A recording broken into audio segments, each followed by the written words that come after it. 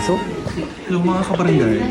Andito po kami ngayon sa The Vibe Studios by CCAT Photo and Video Production na may bilog din dun sa ano nila, logo nila. Kinumpleto lahat. So andito po kami for the photo shoot para sa aming 2026 portfolio. Sino kasama mo? We're here with Mama Nika and Mama G. Ang babaeng niligaw kami.